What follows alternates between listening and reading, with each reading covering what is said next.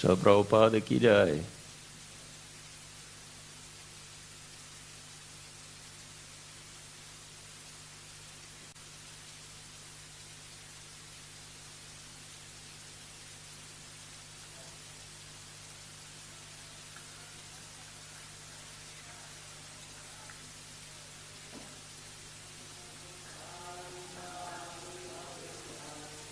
Bhakti Swami arrived in America during a decade of discontent. There's widespread dissatisfaction with America's war in Vietnam and with what some consider disillusioned by the establishment. The youth create a counterculture of their own. Around the time Bhaktivedanta Swami came, waves of Americans are breaking away from the status quo, searching for an alternative.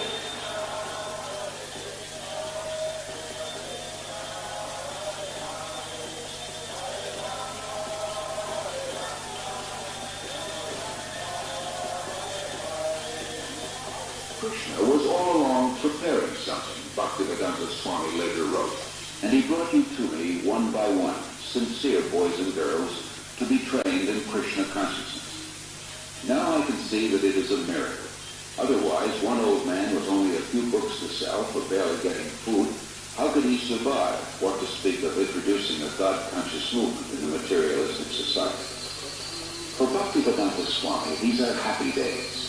Singing and speaking with the vigor of a young man, he brings the Hare Krishna movement into the public eye, by chanting in the parks, by distributing Back to Godhead magazine, by holding free Sunday love feasts. Many are attached. His hopes for the future expand without limit. The Hare Krishna movement has taken root.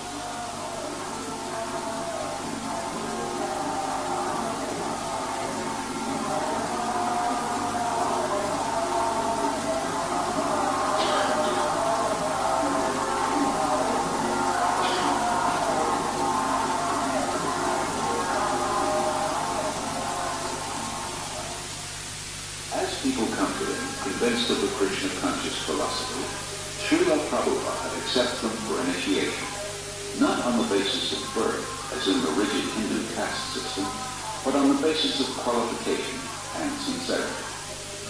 In the whole history of Indian spiritual life, no one has ever attempted something as bold and seemingly impossible, to transform Westerners into full-fledged devotees of Lord Krishna.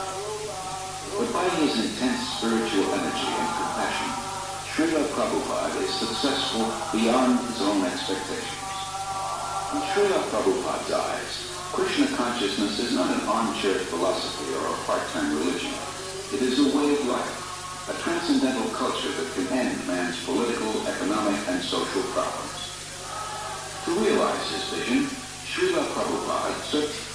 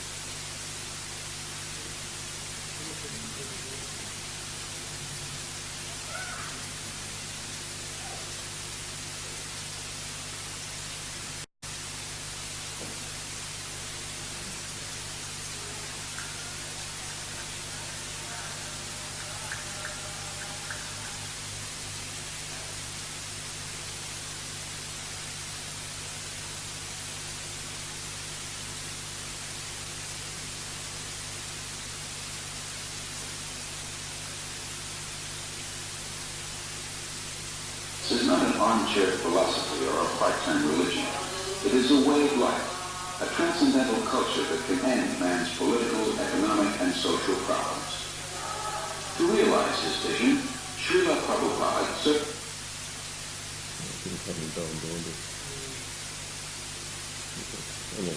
that's fine. What to do? The rest you can watch at home. So, mostly the rest of the video describes Srila Prabhupada's achievements, which are very impressive.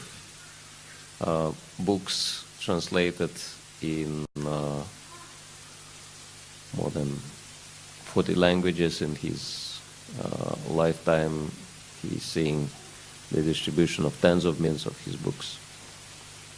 And 108 temples and 14 round the world tours. So his achievements are unlimited just in 12 years' time. Actually, it's very interesting that even CNN listed him as one of the top achievers, one of the 10 top achievers of the 20th century. And so, even judging by the external, like assets and finances, etc., and the expanse of his organization. And we'll be singing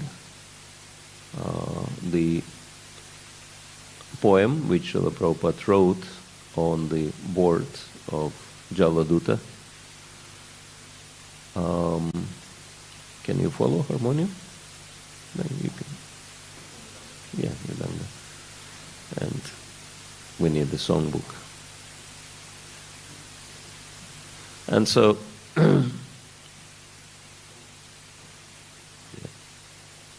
we'll sing this song, which is very deep and which helps us to understand the mood which enabled Srila Prabhupada to become so spiritually successful, spiritually, materially, socially, economically, and in every other respect.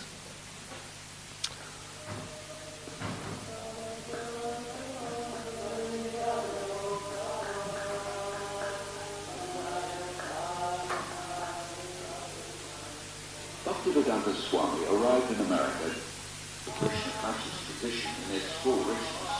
Prabhupada envisions God-centered, self-sufficient farm communities based on the principle of plain living and high thinking.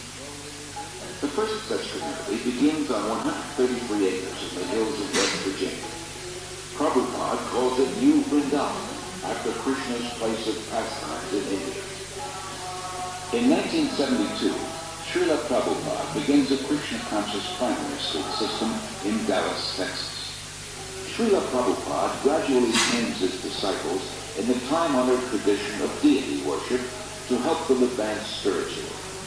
He explains, I have introduced this system of deity worship among the non-believers, the atheists. Krishna cannot be understood with our present senses, but by his kindness he agrees to personally appear as the deity to accept our service. When we are attracted to the beautiful form of the deity, we will forget our attraction for material things. And as we serve the deity, we will develop pure love of God. Then our lives will be successful.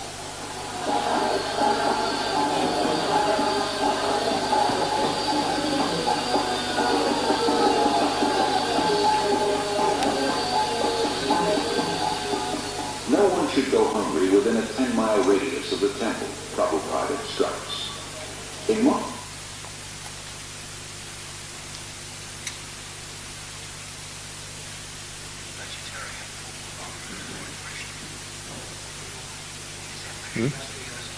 Okay, so this is called Hare Krishna technology in action. We're ready to conquer the whole world, as you can see.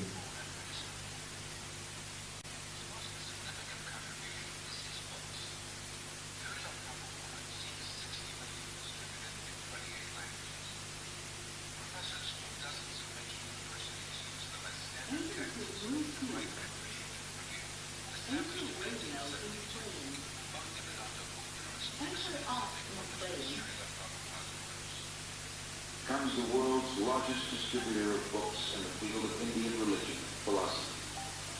For Srila Prabhupada, the transcendental knowledge in these books forms the basis of the Hare Krishna movement, a movement prophesied to grow for the next 10,000 years. 500 years ago, Lord Chaitanya predicted that one day the holy name of Krishna would be heard in every town and village of the world. By the mid-70s, Hare Krishna becomes a household word. Prabhupada sees his society grow into a worldwide confederation with more than 100 temples, restaurants, institutes, schools, and farm communities.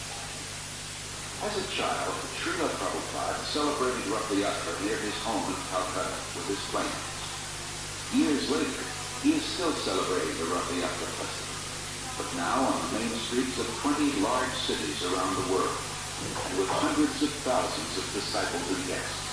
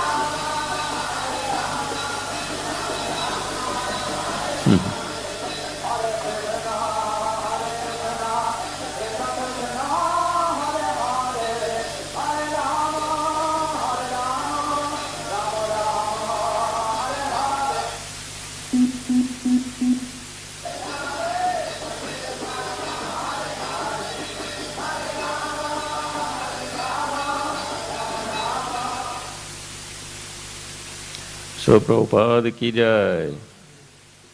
So we've been lucky to have the opportunity to watch a little bit more of this video clip.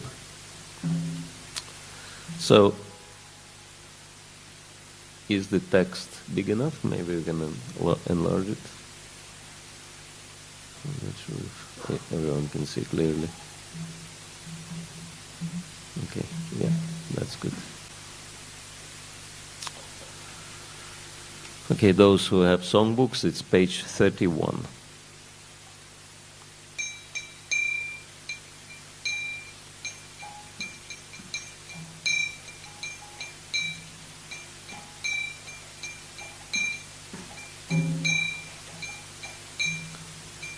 Bada kripa Kaila Krishna Adhamer prati Bara kripa Kaila Krishna Adhamer prati Kila Geya Nile Heta Rohe begati ke lagya nile heta rohe begati achi kichu kadata hava hey Hanuman Achi kichu kanjatava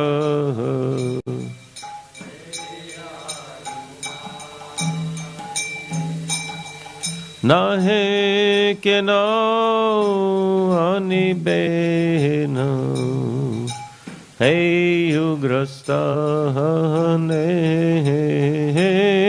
nahe keno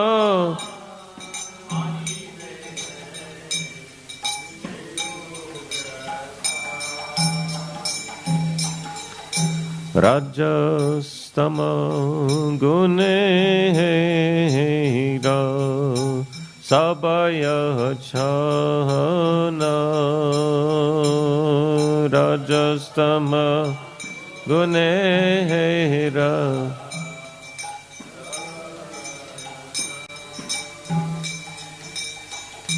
Vasudev Katharuchi Nahe se prasana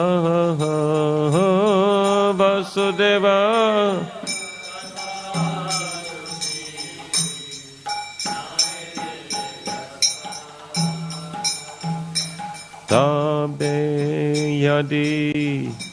tava kripa haya haituki tabe yadi tava kripa haya haituki sakale sambhavaya tumi se katuki sakale sambhavaya tumi se katuki ki bhave bujave tara buje se rasa ki bhave bujave tara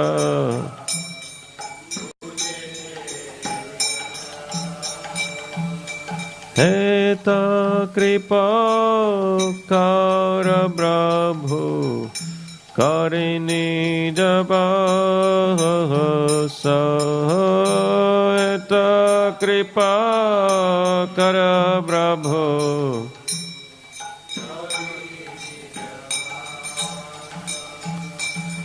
tomara ichaya tabo hayamaya sa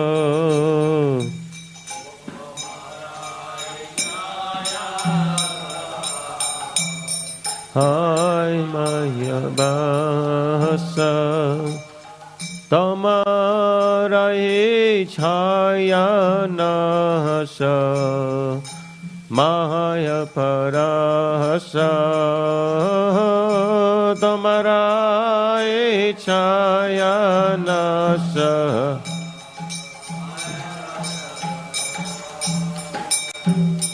taba icha hai jadi tadera udhar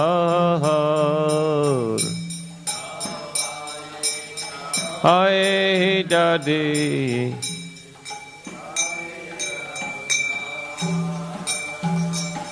bujibe nischai tabe katha setama bujibe nischai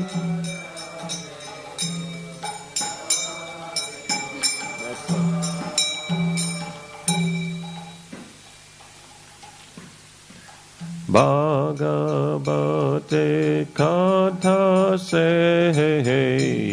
tavayavata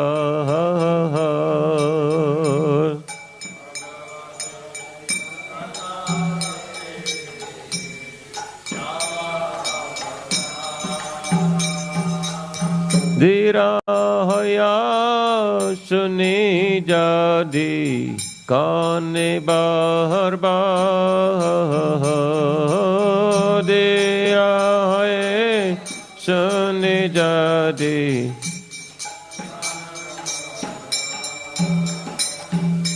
Shinvatam svakatha Krishna punya sabana kirtana Ridantostoya badrani vidunoti suritsatam Shinvatam svakatha Krishna punya sabana kirtana Ridantostoya badrani vidunoti suritsatam Nasta prayesha bhadrishu nityam bhagavata sevaya bhagavatuttama shloke bhaktir bhavati naistiki Nasta prayesha bhadrishu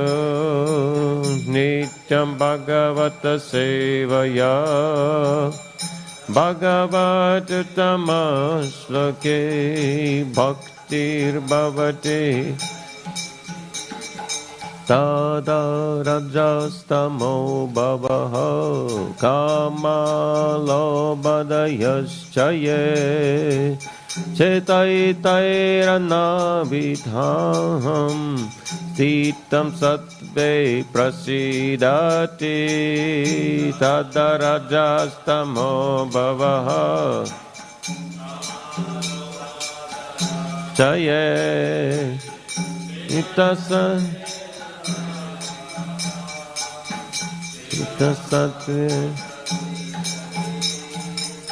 evam prasanna manaso bhagavad bhakti yogataha bhagavatatva vijnanam mukta sangasya jayate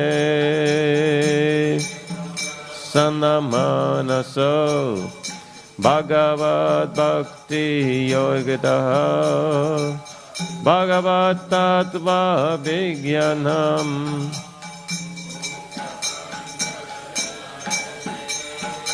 Vidyate Hridaya Granthis Chidyante Sarva Samsayaha Kshiyante Chasya Karmani Dishtva Evatmani Shvare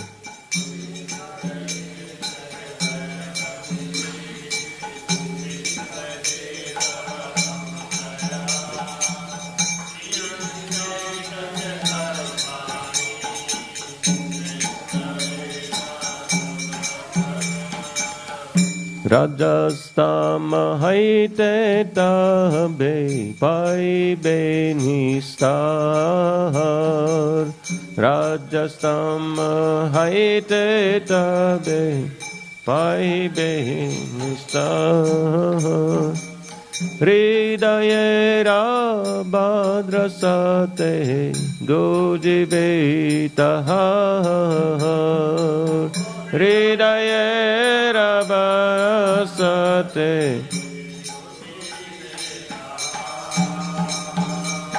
Ki kore pujava katha barasai chahi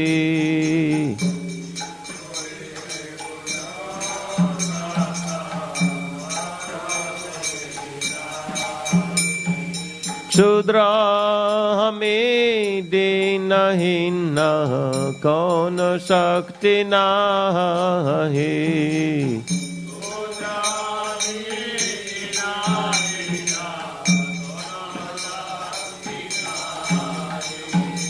Atacha hai necha prabhu katha boli bahare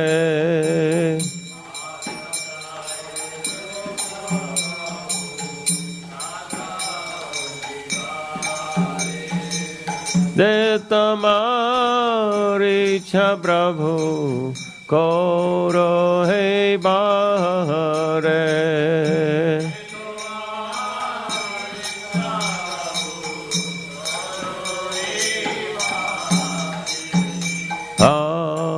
Akila jagat guru bachan se hamara akila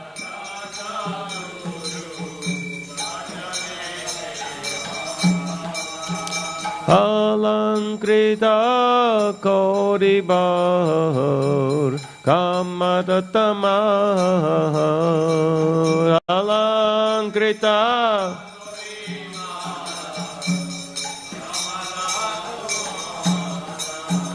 Taba kripa hale mahor kata sudahabe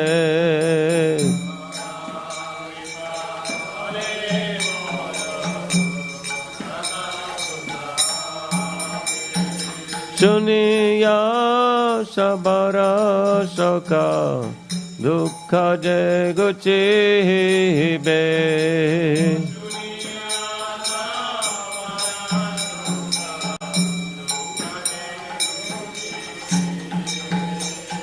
Aniya chodadi brabho amare na chahate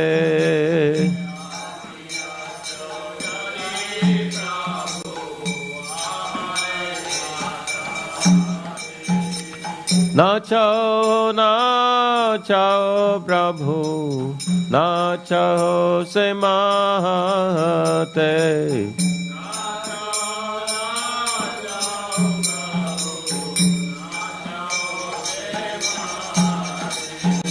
Kastera putale jadha, nacho, se mate.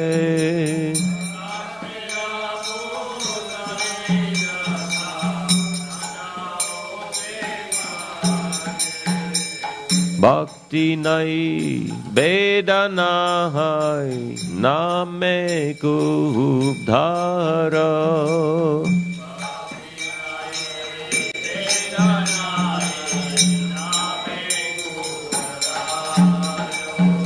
Bhakti Vedantana me besadakara.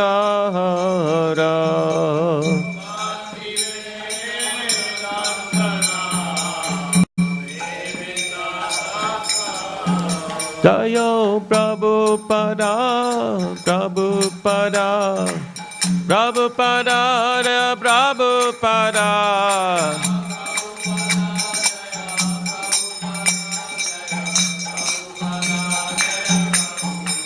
Prabhupada, Prabhupada, Prabhupada, Jai Jai Prabhupada.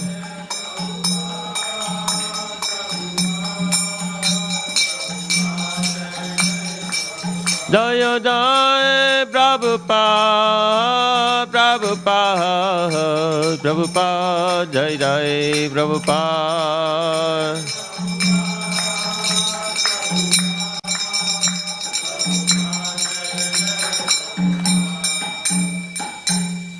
Nitai Gaur Premanande, Shri Harinam Sankirtan Yagi Ki Jai, Srila Prabhupada Ki Jai, Samaveta Bhakta Vrinda Ki Jai. All glories to the assembled devotees, all glories to Shri Guru and Shri Gauranga.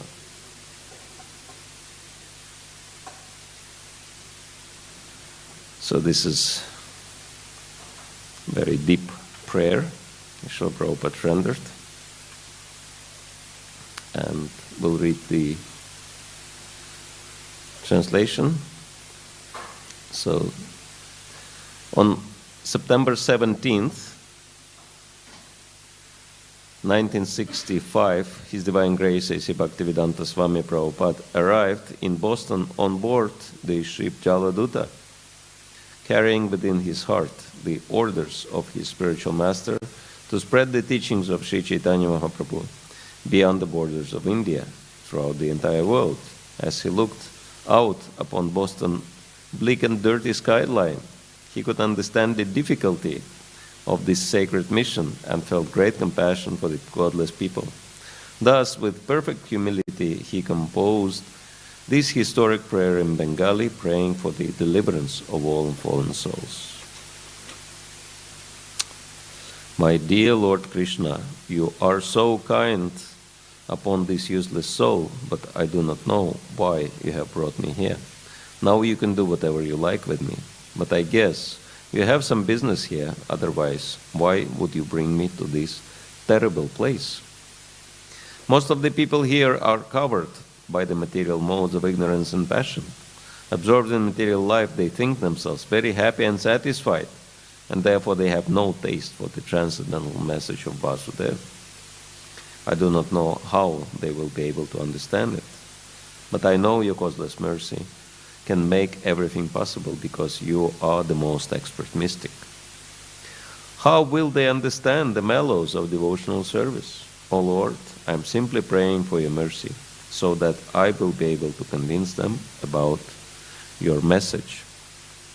All living entities have become under the control of the illusory energy by your will, and therefore, if you like, by your will, they can also be released from the clutches of illusion.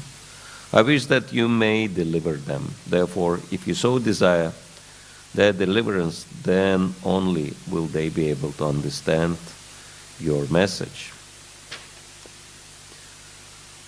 The words of Srimad Bhagavatam are your incarnation, and if a sober person repeatedly receives them with submission, oral submissive oral reception, then he will be able to understand your message.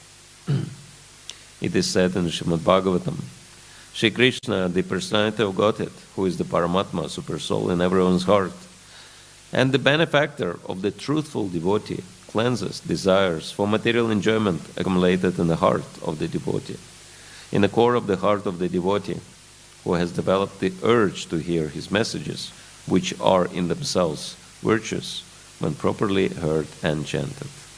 By regular attendance in classes on the Srimad Bhagavatam, and by rendering of service to the pure devotee, all that is troublesome to the heart is almost completely destroyed, and loving devotion and loving service unto the personality of Godhead, who is praised with transcendental songs, is established as an irrevocable fact.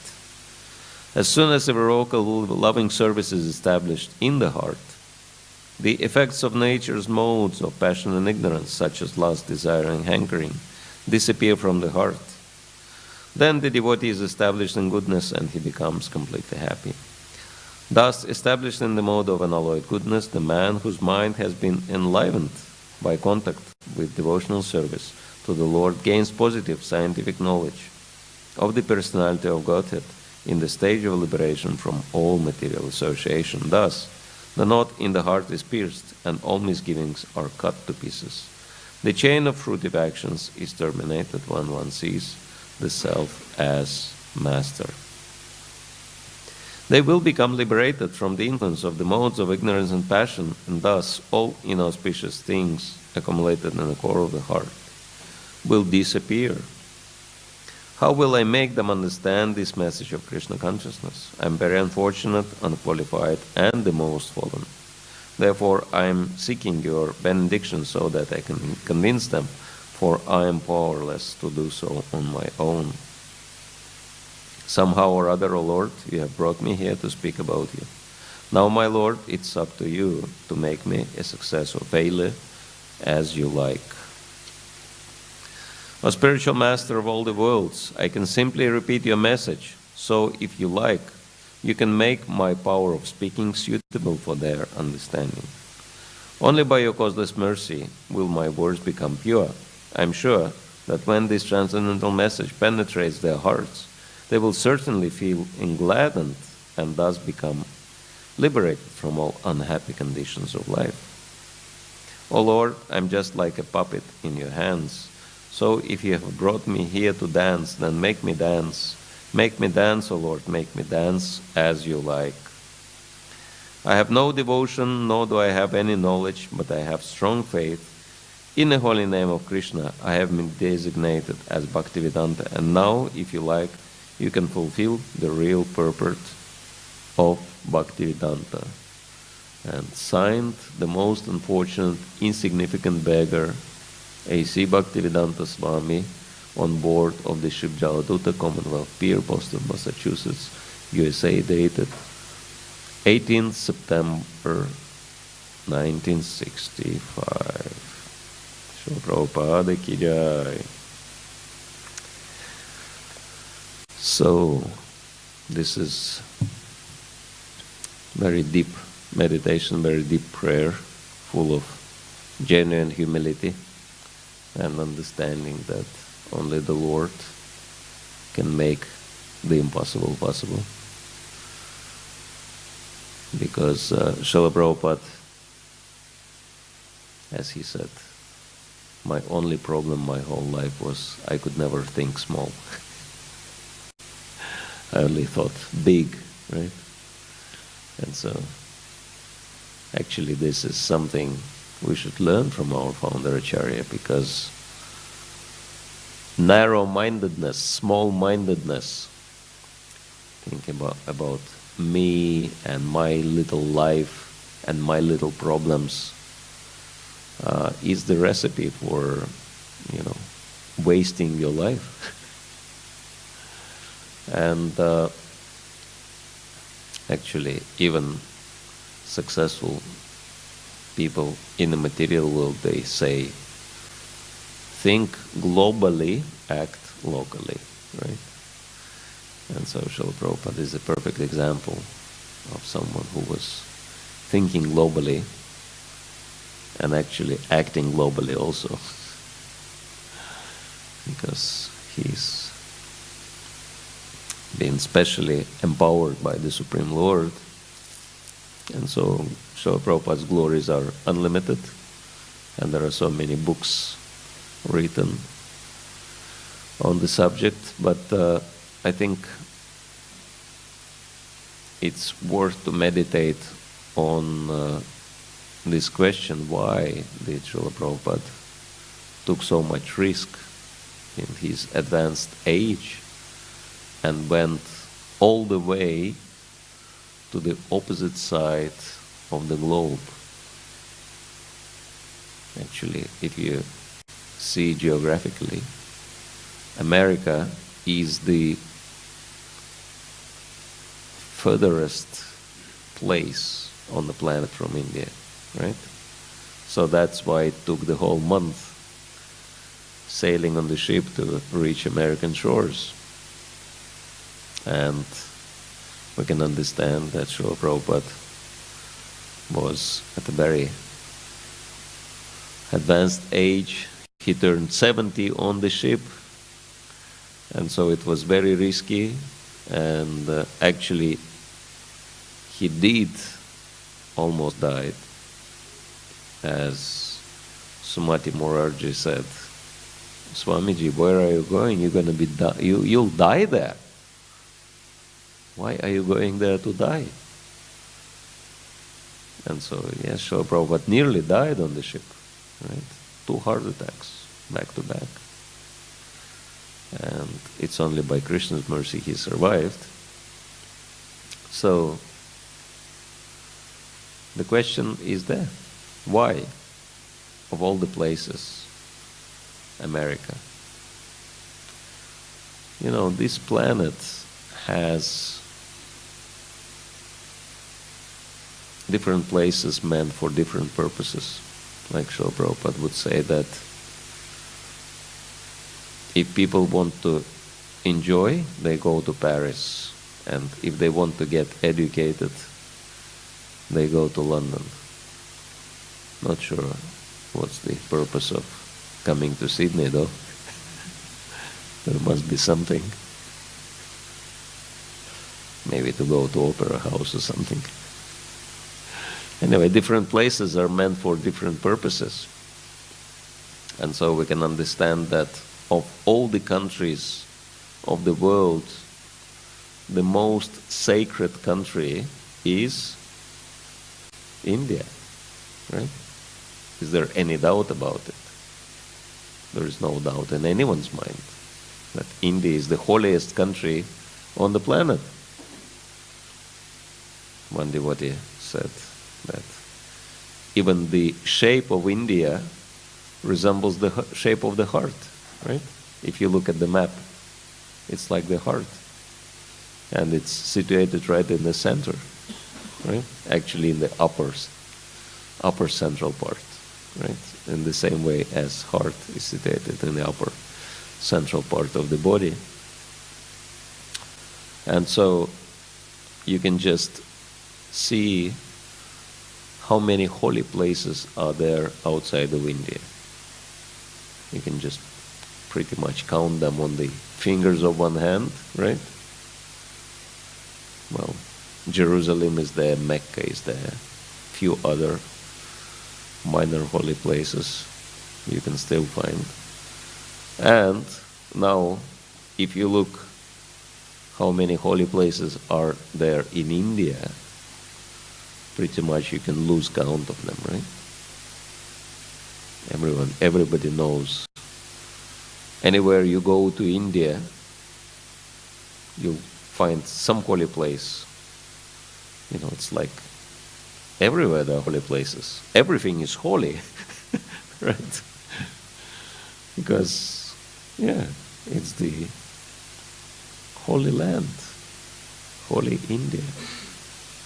And so, those people who want to advance spiritually, they take birth in India. And that's why you see that in India so many people They're very, very serious and interested in spiritual practices. But then those people who don't want to advance spiritually, but those people who want to enjoy material life to the maximum extent, they take birth in America. It's like what is the most materialistic place on the planet? Any doubt about it? It's America, right? I remember Bhaktivedanta Maharaj is joking about it. He says that Americans are very intelligent people. They looked at the example of Europe and how Europe made that curve. First, of course, they were barbarians, right? As history teaches us. Then there was a renaissance, kind of spiritual upliftment of Europe. But then they degraded again, right? And America looked at it, if you start as barbarian, go through that curve of becoming a little bit cultured and civilized and then degrade again, why waste time? Why just beat around the bush?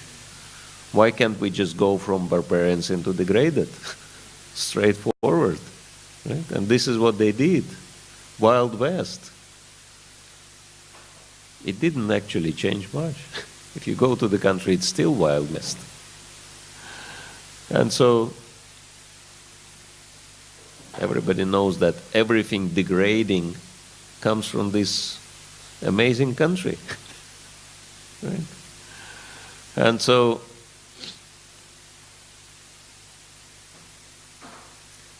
not to waste too much time on the glories of America, but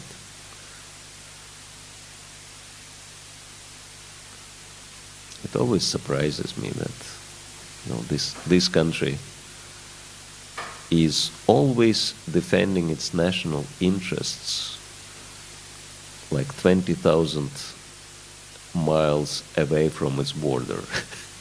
And somehow the national interests are always there in some country which is full of oil and natural resources, right? What kind of national interest they found 20 kilometers away or 20 miles away from home, it's like... And no one can question, right? Because it's America. America can do whatever hell they want, and no one can, even question them. Anyway, it's the country of, robbers and dacoits, so that's America, right?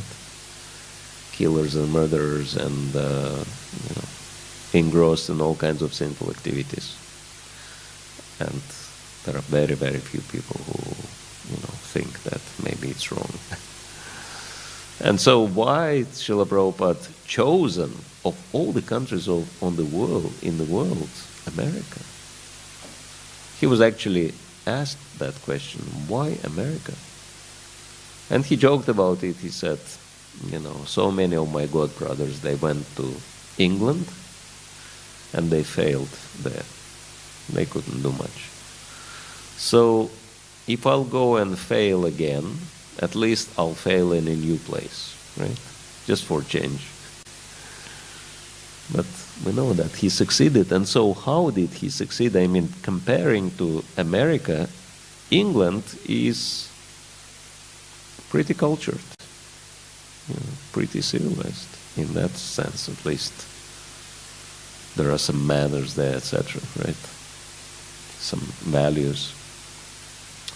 But how did that happen? And anyway, before posing that question, it's important to understand why Srila Prabhupada chose America of all the places. And why did he risk his life so much?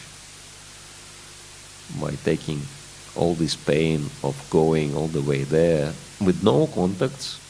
I mean, if, for all practical reasons, if he would actually go to London, he would get contacts there. Because his godbrothers, they made so many attempts, and so he could find support, and he could find some interested people there. Why didn't he go to London? He didn't even consider the option, if you think about it. Anyone knows the answer? Why America? Yes. Okay.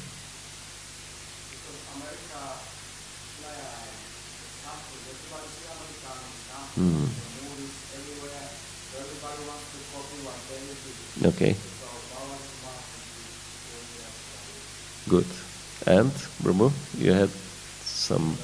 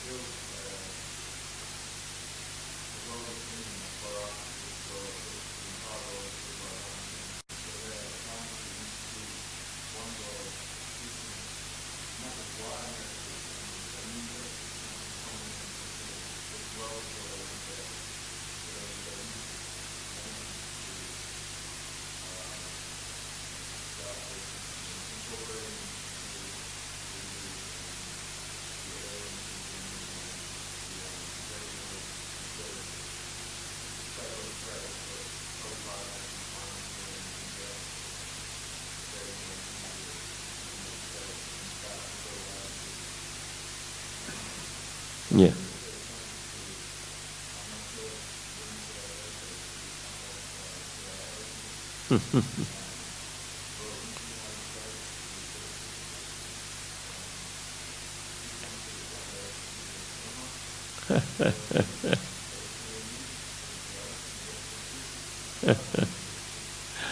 Yeah, so many crazy theories are out there. Yeah, but yeah. Why would CIA be interested in, like poor monk from India?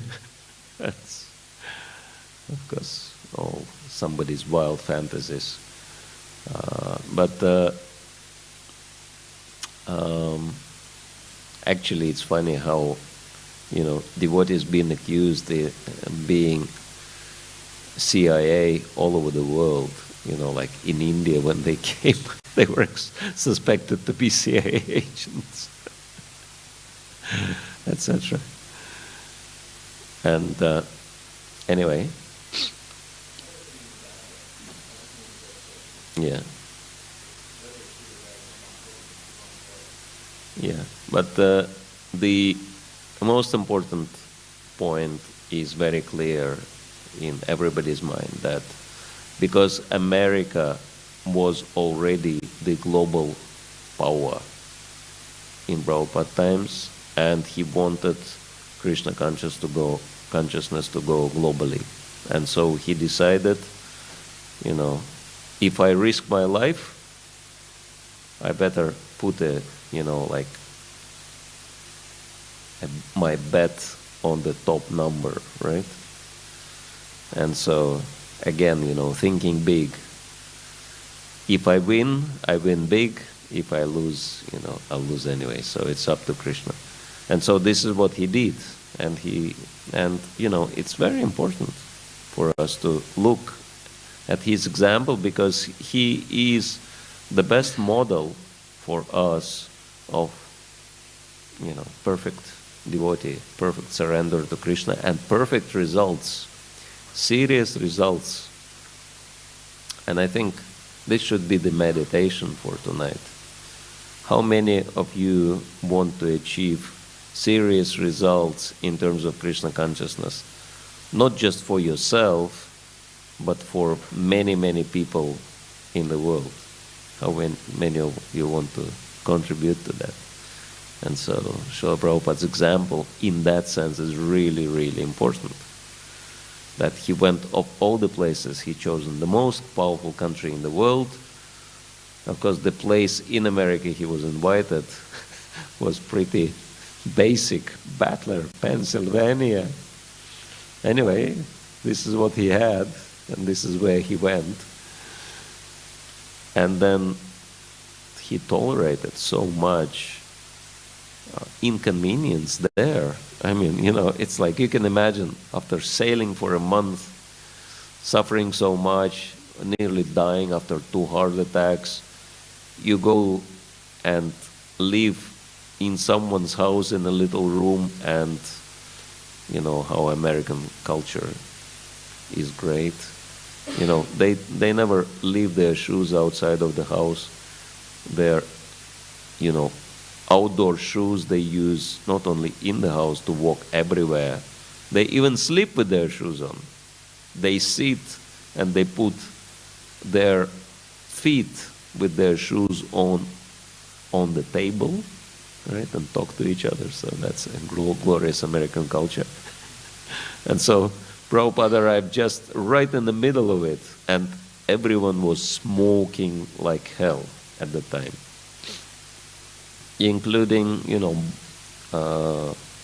even the wife of Gopal Agarwal. She was like chain smoker or something. And all her friends were like that also.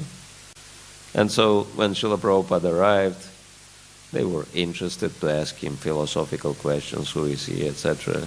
And Prabhupada took that as preaching opportunity, but he was in his room and they would come with their shoes on and with lit cigarette and would sit and,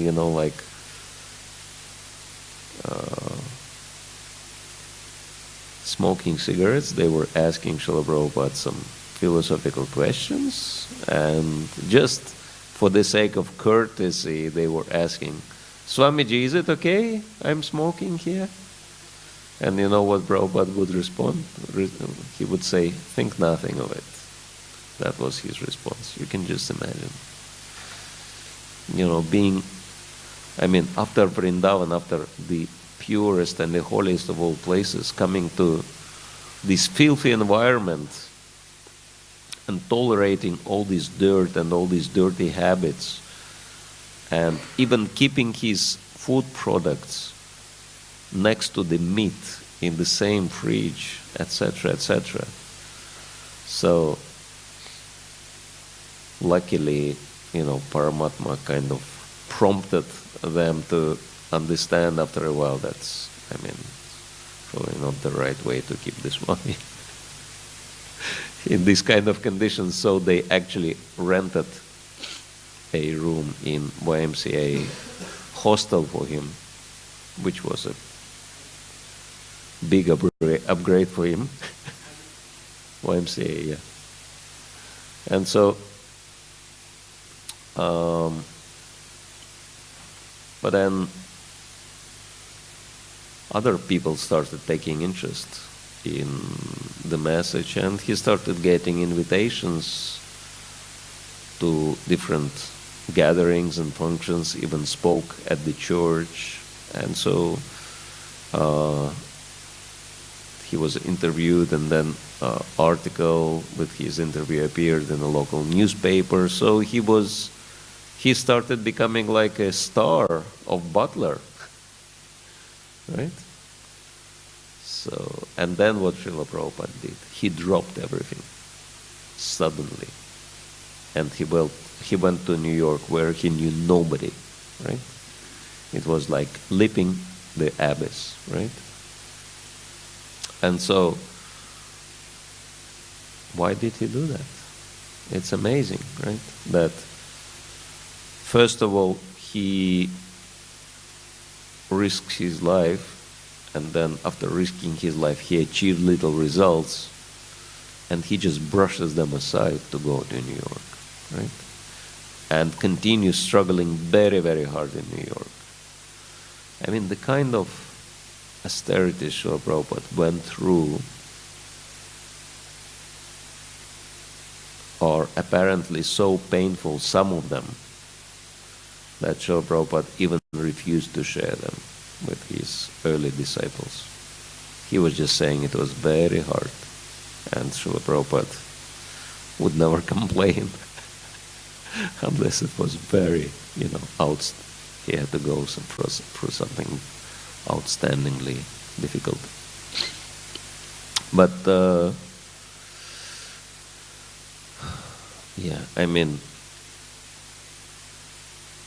we can just understand that by the fact that certain crazy things which happened to him after he established himself and which he didn't consider to be hardships, we can understand in comparing to that what he had to go through. For example, when he spent so much time and energy preparing his Bhagavad Gita manuscript for publishing, and he had very close and trusted disciple who took that manuscript and ran away from Srila Prabhupada and tried to basically stole the manuscript from Srila Prabhupada and tried to publish it under his own name and start his own movement. And then he failed and realized that Krishna will not allow this. And so he came back to Srila Prabhupada and he was very repentant, and it's interesting that Srila Prabhupada not only forgave him, but again gave him very prominent position in the movement. So you can imagine Srila Prabhupada was not considering that to be hardship, what kind of hardships he went through, right? And so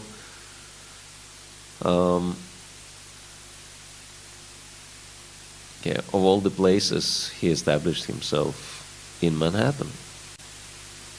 It's like most powerful country and most powerful city and most powerful area in the city, right?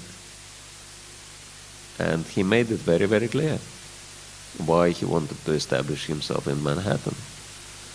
He wrote 2 letters in this regard. He said, we have grand plans.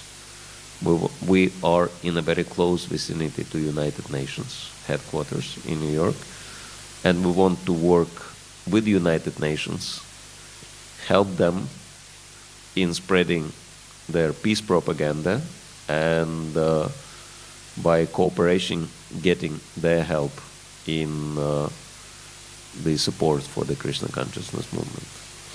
So Srila Prabhupada was envisioning serious partnership with the United Nations and all the world governments for spreading Krishna consciousness. So Srila Prabhupada had very, very big plans, and therefore the very first purpose of ISKCON, as we all know, is very, very, we can say, ambitious. It's very interesting that one devotee noted that there is not even a word God in that purpose, what to speak of Krishna. It's just very social in nature, and it says to systematically propagate spiritual knowledge to the society at large and educate all people in the techniques of spiritual life in order to check the imbalance of values in life and achieve real unity and peace in the world. So this is the first purpose Srila Prabhupada established ISKCON for, that ISKCON would help the world to achieve real unity and peace. And of course we understand that 50 years down the line we still have to do some work to actualize this purpose. But it's extremely important for us to imbibe Srila Prabhupada's mood and mission. And I think for all of us, if we want to succeed, if we want to practically learn and develop Krishna consciousness, then the example of Srila Prabhupada's life is not less, and even maybe in certain way is more important for us than the philosophy he gives in his books, right? Because his example is the best for us to follow. And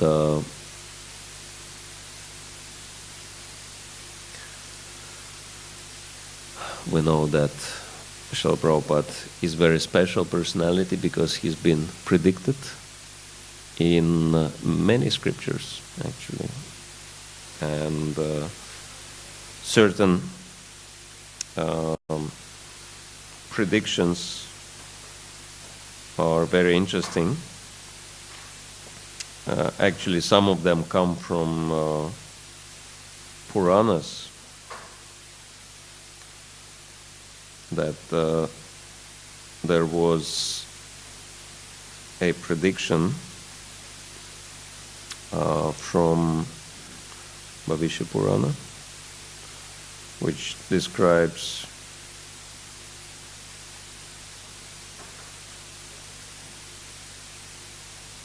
it's Brahma Vaivarta Purana. Brahma Vaivarta Purana describes how Ganga Devi came to the Lord, and she was saying that Kali Yuga is advancing and people are becoming more and more degraded and sinful, and they bathe in my waters and they pollute it with my sins, and it is increasing by day. So how will I protect myself? What do I do? And then the Lord says, don't worry, very soon there will be a special personality coming after 5,000 years from my appearance. There will be very special personality coming, and he will be my mantra upasaka, one who is popularizing chanting of my holy name, and he will create so many devotees by his power, and then all these devotees will start bathing in your waters, and just by the touch of their bodies your waters will become purified from all the sins of all people who bathe in these waters, and the number of these people will be increasing. And in this way there will be a golden age within the Kali Yuga. I think this is like really good news for us, that we do not really live in Kali Yuga anymore, because 531 years ago the golden age of Lord Chaitanya started, right? And we can understand that with the appearance of Srila Prabhupada and his mission, he really accelerated the process of the development of the golden age, and this golden age will last for 10,000 years. For 5,000 years it will increase, and then for 5,000 years it will gradually decline. And so this is what's been predicted here. And so Srila Prabhupada is named by Lord Krishna as his mantra upasaka, as his powerful representative who is spreading the holy name. And so we know that this prediction came true. And then in Chaitanya Mangala by Srila Lochandas Thakur in the mid-centuries, there is another very interesting prediction. Lord Chaitanya Mahaprabhu himself says, Ebename Sankirtan Tikshna Kadayalaya Antara Asura Jiver Pelebe Katiya Yadi Papi Chadi Dharma Durideshiyaya Morasanapati Bhakta Yagre Tathaya. Taking the sharp sword of the congregational chanting of the Hare Krishna Mahamantra, I will root out and destroy the demonic mentality in the hearts of all the conditioned souls. For those sinful people who have given up religious principles in far-off countries, I will send my Senapati Bhakta to give them Krishna consciousness. Senapati Bhakta means military field commander, devotee, general, right? I will send my general to those far countries to give them Krishna consciousness, to give them the chanting of the holy name. And we know who was that devotee general, Senapati Bhakta, Srila Prabhupada. And so there are many other predictions from Srila Bhaktivinoda Thakur.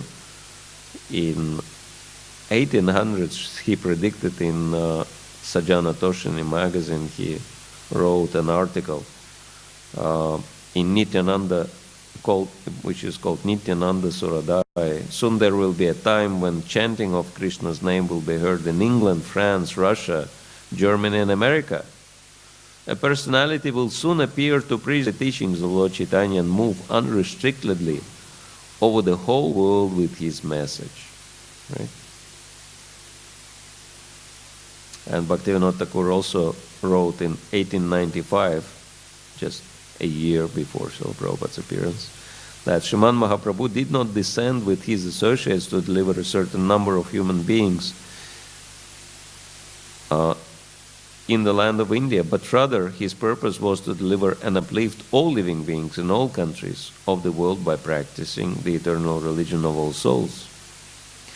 In the world by practicing, in the same article, Bhaktivinoda questioned, when will that day come when all greatly fortunate souls take up banners, drums, and hand cymbals and cause the ecstatic waves of Harinam Kirtan and the singing of Chaitanya Mahaprabhu's holy name to rise in the streets of their towns and cities. And so there are many more predictions about Srila Prabhupada's special mission in the scriptures, so we can understand that in the same way as we accept anyone on the basis of scripture, that Srila Prabhupada is also not an exceptional, he is exceptional personality, but we accept that he is authorized because there are so many references in scriptures to his mission. And so, and this is what he taught us, right? That we should not accept anything blindly. We should accept only those things which are confirmed in scriptures, predicted and confirmed in the scriptures. And so the same principle is helping us to understand his position. And so, but the most important thing is that Srila Prabhupada, despite of his position and his empowerment, displayed so much humility and so much tolerance, and he was so broad-minded. There are so many amazing stories about Srila Prabhupada, how broad-minded he was. One very interesting account described by his very famous disciple in Bombay, who started his path in Krishna consciousness not in a very proper way, we can say, because he was a pickpocket, professional pickpocket. And when he came first time to see Srila Prabhupada, he saw that Srila Prabhupada has a golden Rolex watch on his wrist. Of course, Srila Prabhupada was not purchasing these things for himself, but so many disciples, just because they wanted to please him, they were buying him very expensive things. Srila Prabhupada didn't keep them for long. He would give them away. He was a sannyasi, why he needed all this stuff. But just to encourage one who gave the gift, he would use the gift for a little while, at least, right? And so he had this.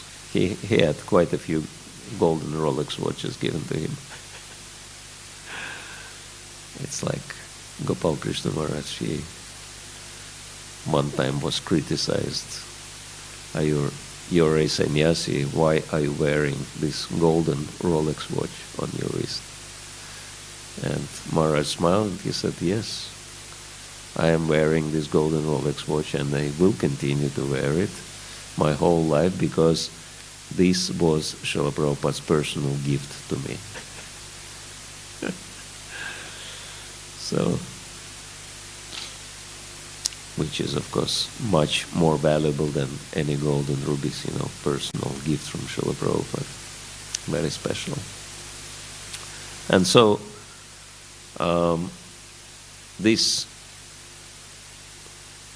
boy who was a pickpocket, he saw that golden Rolex watch and he decided, I must do everything I can to steal that watch. And so let me pretend to be a devotee for that sake. And then he started coming to the temple and doing a lot of services, and he made sure that he became very closely associated with Srila Prabhupada and tried to serve him personally to the best he could, just to win his trust. And Srila Prabhupada was very encouraging. He was appreciating his services, etc., and he kept himself very close. He kept this boy very close, and this boy was thinking, finally, I'm getting the opportunity. It works out. And then, at some point, Srila Prabhupada, he was saying, yes, you're very fortunate, you're Indian, you're understanding the value of Krishna consciousness, so just dedicate your life to serving Krishna, and you have great potential, and I'm sure you can do many things in Krishna's service. And so I want you to go to some place, to some other place, and start preaching Krishna consciousness there. And this boy was a little bit disturbed. Now Srila Prabhupada is sending him away, so he came so close to the watch, and now he is getting separation from the watch. And he was thinking, what do I do?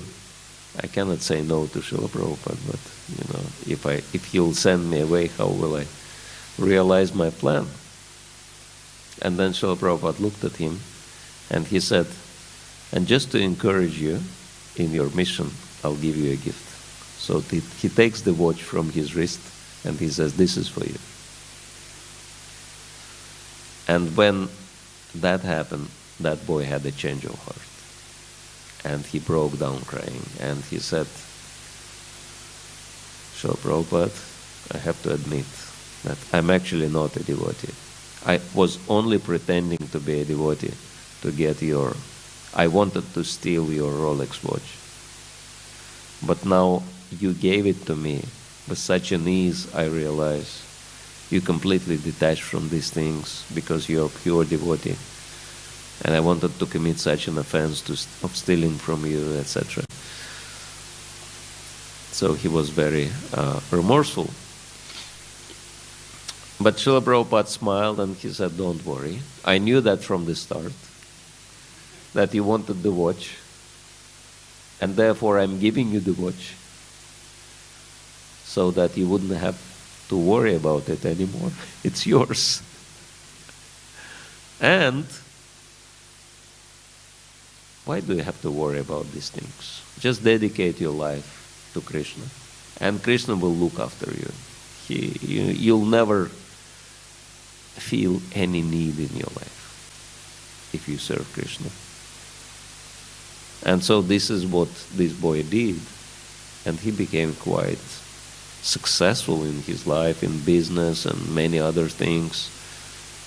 And besides that, if any of you watched the Haridas Thakur movie, this devotee produced that movie, etc. And he had many, many interesting experiences in his life.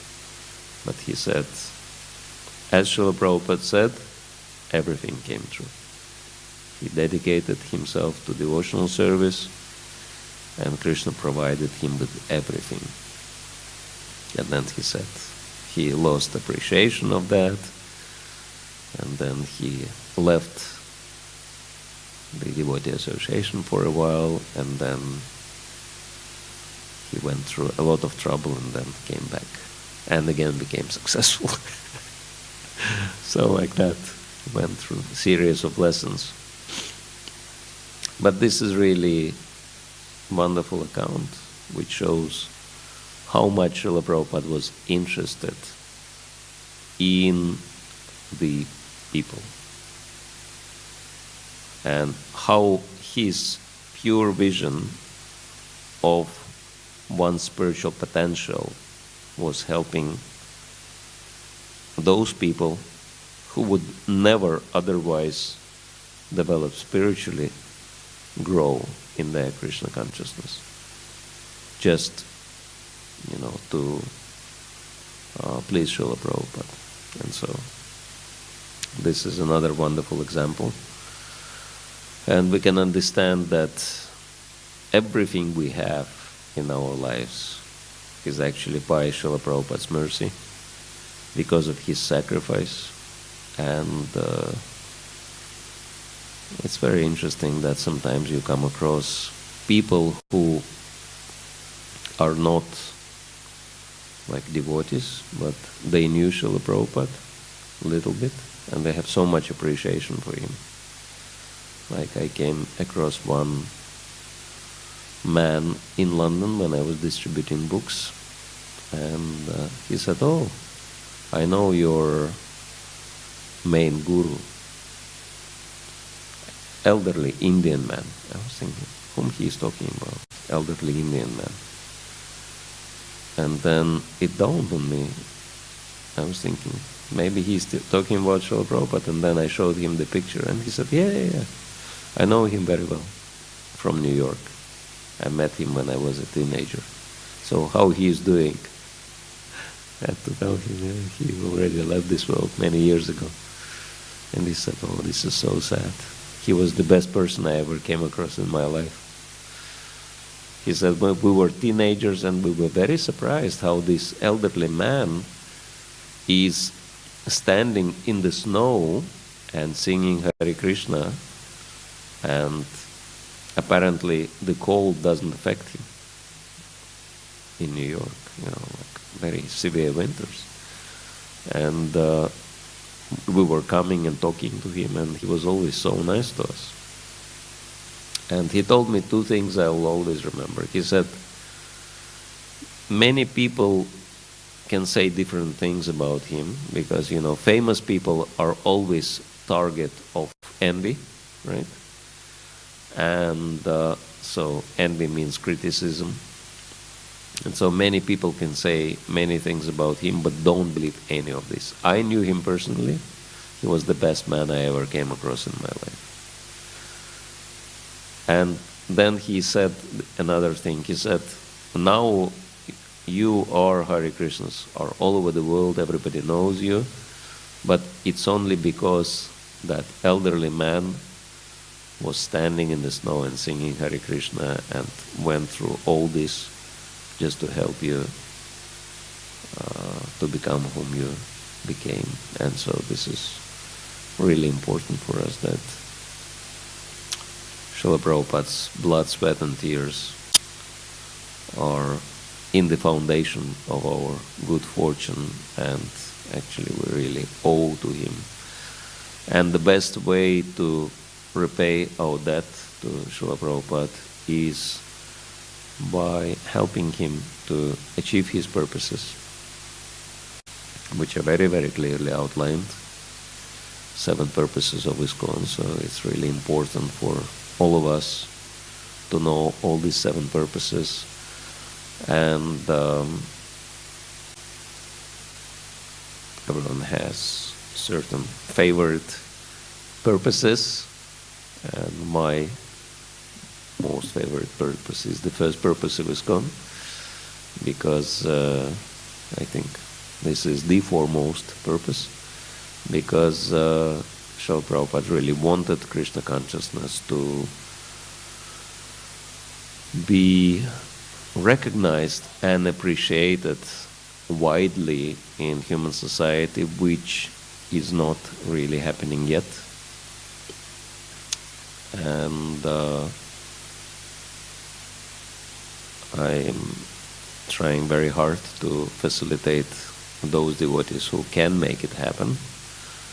And for this purpose we are opening a special training school in Mayapur.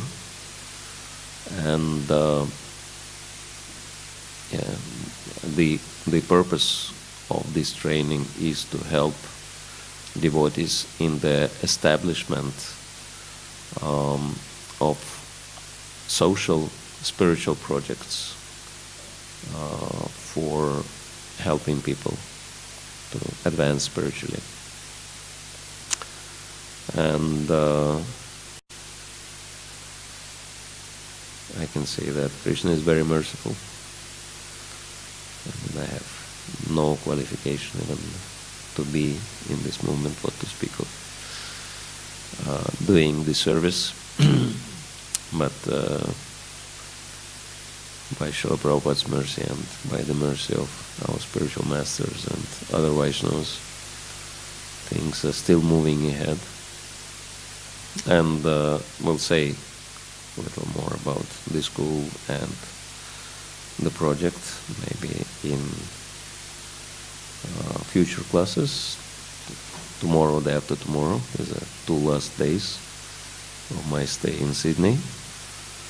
But this is something which really is highly appreciated. I got the feedback from the members of governing body commission. They wanted to come as students to the school. Like that, so you can understand that it's something quite inspiring for many devotees. And so, yeah, I need maximum blessing from all the Vaishnavas to make it successful. And just to end the class, we have special Maha Prasad from Srila Prabhupada. That's part of Prabhupada's sannyas cloth from the 70s, and everyone can come and touch it to your forehead. And I actually have some special treat. I have a few more pieces of that cloth, and for those devotees who would be willing to help with the project, yeah, I could share that Mahaprasad with you as well. Alright, so we'll finish here. Thank you all very much. Srila Prabhupada Ki Jai.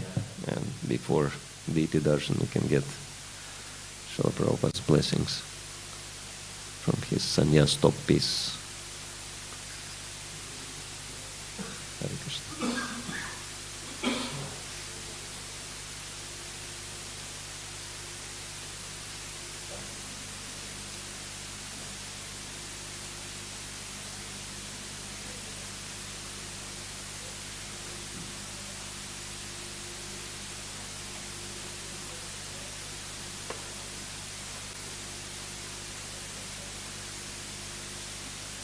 Haribol.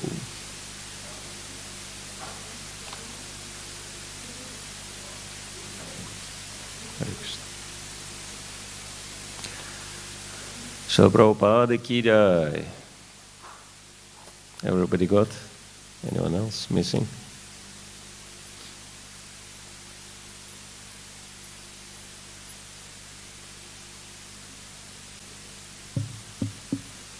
Okay, so we're going to